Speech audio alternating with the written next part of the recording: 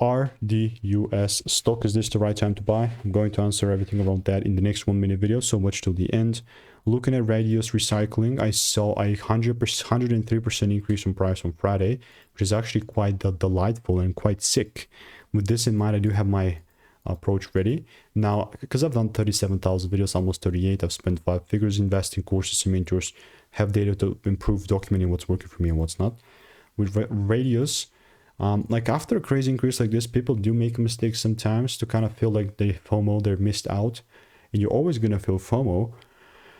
And in this case, one thing that will make sense for me is buying only if I see a little correction. Right now I understand like this went up like crazy, and all I'm looking to do is just doubling down on this already moving bullish trend, right? So guess how I'm going to approach this.